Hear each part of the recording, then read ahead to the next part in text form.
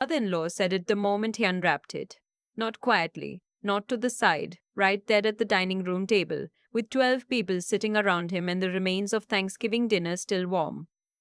What is this supposed to be? He held it up like it smelled bad. A small ceramic bowl, lopsided on one side, glazed in this deep blue-green that my son Holden had spent 3 Saturday mornings working on at the community center art class. Holden was 6. He'd been so proud of that bowl. He'd carried it to the car himself, both hands wrapped around it like it was something fragile and holy. My father-in-law. I'll call him what my husband always called him, just the Colonel, because he'd been in the army 22 years and never let anyone forget it. He set the bowl down on the table and looked at my husband, not at me, not at Holden. You let the boy make this for me? Holden was sitting right there, 2 seats away. He turned 6 in September and he still had that thing little kids have where they don't fully understand tone yet. So he was actually smiling a little, waiting, because in his mind the next part was supposed to be, "Thank you, I love it." My mother-in-law started to say something. She got out maybe 3 words. The Colonel talked over her. "It's crooked. The whole thing is crooked. You can't put anything in something like that." He pushed it toward the center of the table. "I appreciate the gesture, but this isn't something I can use." I watched Holden's face change. It didn't collapse all at once. It was slower than that, like watching something drain. The smile held for a second too long, and then it was just gone, and he was very still, and he looked down at his plate. My husband, Garrett. And I want to be fair to him here because this was his father and it's complicated. Reached over and touched Holden's shoulder. He said, "Hey buddy, it's okay." Which wasn't the right thing to say, but it was what he had. I didn't say anything. I wanted to. I had a whole sentence ready, sitting right behind my teeth. But we were 3 hours from home, and it was Thanksgiving. And I made a choice in that moment that I have thought about almost every day since. I chose to keep the peace. What I did too, quietly while people were moving toward dessert and the Colonel had already turned to talk football with someone else. I picked up the bowl. I wrapped it back in the tissue paper Holden had chosen himself, the blue and silver kind, because those were his favorite colors, and I put it in my coat pocket. Holden saw me do it. He didn't say anything either, but he reached over and held my hand for a second under the table. We drove home in the dark. Holden fell asleep in the back seat about 20 minutes out. My husband and I didn't talk much. I remember watching the highway lights stripe across the ceiling of the car and thinking, I am never leaving that bowl behind. I put it on the shelf in Holden's room when we got home. He didn't ask me to. I just put it there, at eye level where he could see it from his bed. I should tell you a little about Holden because this story doesn't make sense without understanding who he is. He was diagnosed with ADHD at 4, and by the time he was 5, his occupational therapist had also flagged what she called significant sensory processing differences and suggested we look into whether he might also be on the autism spectrum. By 6, we had a full evaluation, and the answer was yes. For us, that word, autism, didn't change who Holden was. It just gave us a better map. He was still the kid who could spend 4 hours building an elaborate Lego city and narrate the entire thing like a documentary. He was still the kid who cried at a specific commercial about a lost dog for 6 months straight. He was still a kid who one morning handed me a dandelion he'd picked from a crack in the sidewalk and said, very seriously, "I think this is the bravest flower." But he did struggle. School was hard, social stuff was hard, and he felt things, really felt them, in a way that most kids his age didn't seem to. When something hurt him, it didn't bounce off. It went all the way in. The Colonel had known about the diagnosis for about a year when Thanksgiving happened. My mother-in-law had taken it thoughtfully, asked questions, read things I sent her. The Colonel's response when my husband first told him was, "Every kid's a little different. He'll grow out of it." He didn't ask about Holden at Thanksgiving. Not once. Not how's he doing in school. Not what's he into these days. Nothing. He talked about his golf game, the weather, a neighbor dispute that had apparently been going on since spring. The bowl sat on Holden's shelf for weeks before Holden mentioned it. Then one night I was tucking him in, and he looked at it for a moment and said, "Grandpa didn't like it." "I know, baby. I made it for him special. I picked the blue because his eyes are blue." I had to look at the ceiling for a second. I know you did. Does he know that?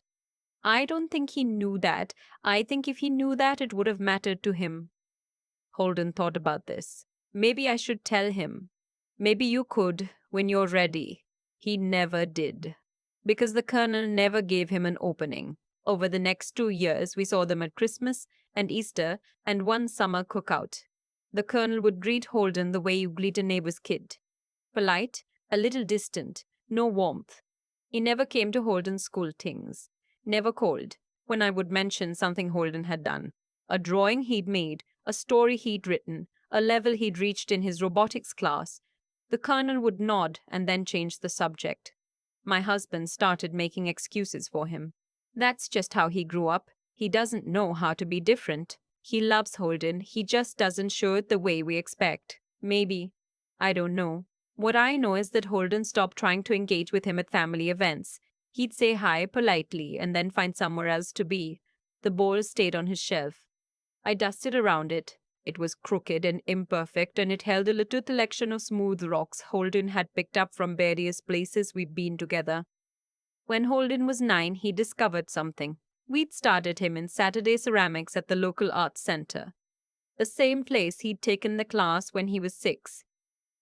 His teacher there, a woman named Miss Albright, had recognized something in him early. She'd pull me aside after class sometimes and say things like, I don't know if you've noticed, but when Holden works with clay, he's a completely different kid. He goes somewhere. She wasn't wrong. It was one of the few things that quieted all the noise for him. By 9, he was working on pieces that surprised me. Not in a cute kid craft way. In a way where I'd look at something he'd made and feel some shift in my chest I couldn't entirely explain. He'd started doing these textured pieces layered, with these deliberate surface patterns that he could talk about for 20 minutes if you asked. Miss Albright encouraged me to enter one of his pieces in the state youth arts competition when he was 10. I almost didn't. I was scared of what a rejection would do to him, how deep it would go. But she said he's making these whether or not anyone sees them. At some point, someone should see them. He won, not a participation ribbon. He won his age division. He cried in the car on the way home. Not sad crying, the overwhelming kind, where a feeling is just too big for a body. I cried too. We stopped at a Dairy Queen and got blizzards and just sat in the parking lot for a while because neither of us wanted to stop feeling that way yet. I texted my mother-in-law a photo of him with the ribbon. She called immediately and talked to him for 20 minutes. My husband told the Colonel. The Colonel said, good for him. And that was it. That was it. Over the next few years, Holden kept making things.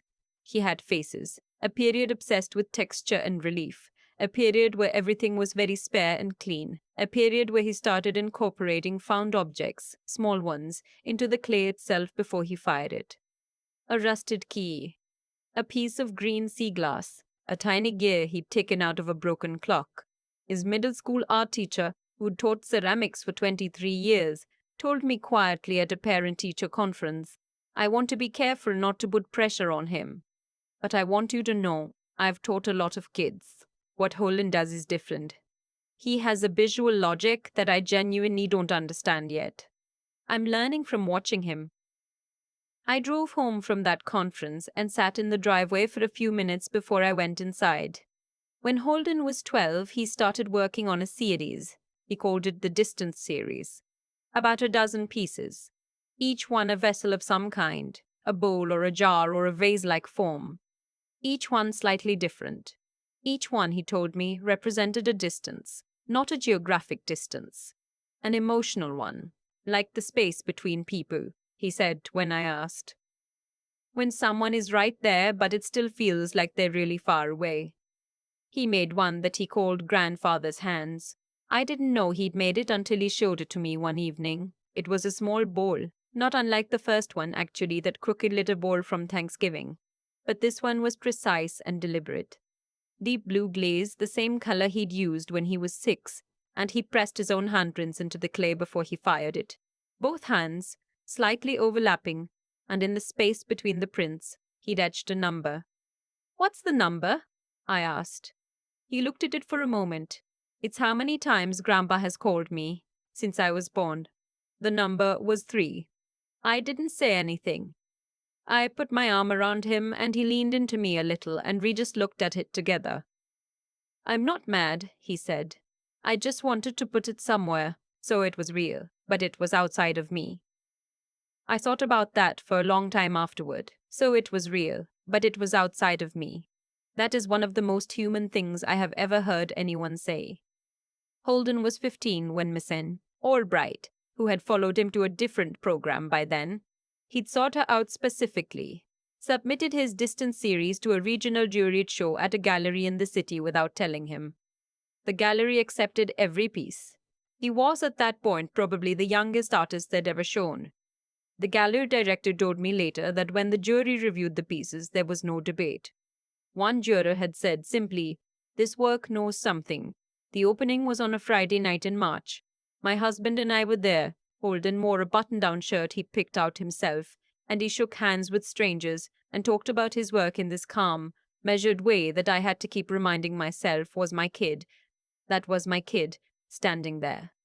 My mother-in-law came. She drove 2 hours. She stood in front of grandfather's hands for a long time without saying anything. And then she found me in the crowd and hugged me very hard. The colonel did not come. He said he had a prior commitment. A golf thing. 2 weeks after the show closed, the gallery director called me. She said that a private collector, a woman who had been at the opening, someone who worked in art acquisition, had reached out about purchasing the entire distance series. All 12 pieces. She offered $60,000. I sat down on the kitchen floor when I heard that number. I'm not being dramatic. My legs just stopped working for a second. I sat down on the linoleum and I said, "I'm sorry, can you say that again?" $60,000. For 12 pieces of ceramic work made by my 15-year-old son. I did not tell Holden the number right away. I waited until his father was home and we sat at the kitchen table together, and my husband looked like he might also need to sit on the floor. Holden's response was to be quiet for a moment and then say, "Does this mean Miss Albright gets some? Because she's the one who submitted it." We did end up giving Miss Albright a gift. Holden insisted. The collector who bought the series. Her name was Roslyn, and I want to tell you about her because she matters to the story. Reached out personally after the sale was finalized. She asked if she could meet Holden. We had coffee, the three of us, at a place near the gallery. Roslyn was in her 60s. Quiet in the way that people are quiet when they've learned to listen. She told Holden that she'd been collecting ceramic work for 30 years. She said she'd bought pieces from established artists, gallery darlings, people with degrees from well-known programs. She said she'd never responded to any of it the way she responded to his. "What is it?" Holden asked her. He wasn't being rude. He genuinely wanted to know. She thought about it for a moment. "Your work has memory in it. That's the only way I know how to say it. When I look at it, I don't just see the object. I feel the time it took to arrive." Holden nodded slowly. "Yeah," he said. "That's what I'm trying to do." Roslyn bought the full series, but she did something I didn't expect. She asked if she could loan one piece back to us. Grandfather's hands. She said she didn't feel right keeping it. "It belongs near him," she said, looking at Holden. "At least for now." That bowl came back to his shelf, right next to the crooked little 6-year-old one. 2 blue bowls, 9 years apart. The colonel found out about the sale from my mother-in-law. She told him during a phone call, I gathered, and relayed his response to my husband the next day. His response was, "How much?" my husband told him. There was a pause. Then the colonel said, "Well, maybe I should reach out to that collector and see about the commission. Some of those early pieces were made in my house. I might have a claim." My husband stared at the phone for a long moment. Then he said, "Dad, he's your grandson." "I know he's my grandson. He made you a bowl when he was 6. You pushed it away? That was a long time ago. Things were different." I didn't understand. He knew you didn't understand. He still knows. The colonel didn't say anything. My husband called me from the driveway after that conversation. He wasn't angry exactly. He sounded tired in a way I hadn't heard before. "He wants to come visit," he said. "He wants to see Holden. He said he wants to repair things." His words. What does Holden say? I haven't told him yet. I thought about grandfather's hands, the blue glaze, the number 3 etched into the clay between Holden's handprints. Let Holden decide, I said. Whatever he says goes. We told Holden that night. He was at his work table in the garage. We'd converted part of it into a studio for him the summer before, and he had clay on his hands and that look he gets when he's working through something. We interrupted him and he sat and listened, and was quiet for a while after. He wants to visit, Holden said.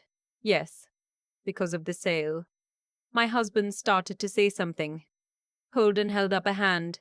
This gesture he'd developed, calm and clear, that meant, let me think. I'm not mad.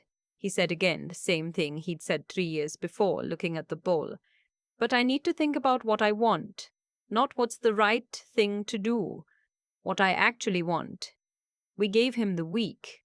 On Thursday, he came to find me in the kitchen and said, I think I want to see him, but I want to show him something first, before he comes inside. What do you want to show him? He thought for a second. Both bowls, the first one and the new one, I want him to see them together. I said okay. The Colonel drove up on a Saturday in October. He looked older than I remembered. Smaller somehow, the way people sometimes look when authority stops being the thing that holds them together. He stood on our front porch with his hands at his sides, and I thought about the dining room table at Thanksgiving 9 years before, and how certain people had been of what things were worth. Holden came to the door. He was taller than the Colonel now, just barely. He held the door open and he said, Hi, Grandpa, come in. I had put both bowls on the kitchen table. The Colonel saw them when he walked in. He stopped. He looked at the first one. That crooked, lopsided little bowl with the blue-green glaze that a 6-year-old had made with his hands on a Saturday morning because he'd seen that his grandfather's eyes were blue. And then he looked at the other one, the one that had sold as part of a $60,000 collection, the one with the handprints and the number etched between them. He stood there for a long time, long enough that the room got quiet in a particular way, Holden said, not unkindly. Do you know what the number means? The Colonel shook his head slowly. Holden told him. Matter-of-factly, the way he always spoke. The way he'd learned to say true things without apology. It's how many times you called me, in my whole life. The Colonel looked at the bowl for another moment. Then he put his hand over his mouth and he sat down heavily in one of the kitchen chairs, and he didn't say anything for what felt like a very long time. I didn't move. Holden didn't move.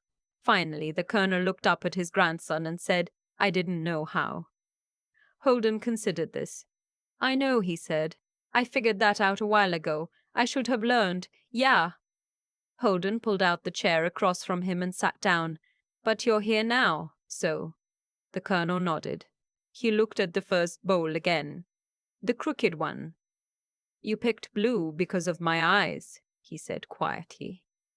It wasn't a question. Holden looked at him. How did you know that? Your grandmother told me. A long time ago. He paused. I've thought about it more than you probably think. I left them at the table after that. I found something to do in the other room. I wasn't trying to eavesdrop. I just didn't want to interrupt whatever was happening, whatever careful and difficult thing was beginning. I could hear them talking. Not what they said. Just the sound of 2 voices, one young and one old, going back and forth. I want to be honest about how this ends because life doesn't wrap up cleanly, and I've never trusted stories that pretend it does. The Colonel comes around now, not a lot. He's in his 70s and he's set in his rhythms. But he comes. He showed up to Holden's first solo show at 18 with no prompting, no phone call from us, no reminder. He stood in the middle of that gallery in his good jacket, and he looked at every single piece, and when Holden found him in the crowd, the Colonel said, You made all of these? Yeah, Holden said. There's something, the Colonel said. For him, that was everything. The crooked bowl is still on the shelf in Holden's room, next to the newer one. I've never moved them. I don't plan to. Some things you keep not because they're valuable by anyone else's measure, but because they know something about who you were and who you chose to be. On the day we carried Holden's things into his dorm room, he got a partial scholarship to an art program in the Pacific Northwest. The kind of school that I used to see in magazines and think, people like us don't end up at places like that. He packed both bowls himself, wrapped them in soft cloth, and put them in a shoebox and carried that box in his lap in the car. When I asked him why he was bringing them, he thought for a moment. The first one reminds me where I started, he said, and the second one reminds me that the distance between people isn't always permanent. I didn't say anything. I just drove. Some things are just true, and they don't need anything added to them. I keep coming back to that moment in the kitchen. The colonel sitting down in the chair like the weight of 9 years had just landed on him all at once. I've thought about what made that moment possible, and I don't think it was the money. I don't think it was the gallery, or the collector, or any of it. I think it was Holden. Specifically, the kind of person Holden had decided to become, quietly, without anyone handing it to him. He was 6 when he picked blue glaze because his grandfather's eyes were blue. Nobody taught him that. Nobody told him, pay attention to people, notice what they love, put that into what you make. He just did it. That's something that lives in a person before the world has a chance to either encourage it or knock it out of them. A basic decency, an instinct toward care. And the thing about Holden is that even after the colonel pushed that bowl to the center of the table and turned away, that instinct didn't die. It went somewhere. It went into the clay. I used to worry that I hadn't protected him enough, that I should have said something at that Thanksgiving table instead of swallowing it. Maybe, but I also think Holden processed what happened in the only way that made sense for him. He made it into something. He didn't perform forgiveness and he didn't perform bitterness. He just kept track honestly, and he put the truth into his work. 3 coals, a number etched in clay. Not as accusation, as record. That takes a kind of clear-eyed honesty that most adults I know don't have. And then he kept going. Saturday after Saturday in that ceramics room, year after year, making things that nobody asked him to make, refining a language that was entirely his own. Not because there was a prize at the end, he didn't know about any prize.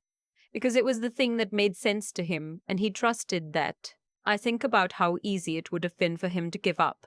The school stuff was hard. The social stuff was hard. There were years where I could see him working against something invisible every single day.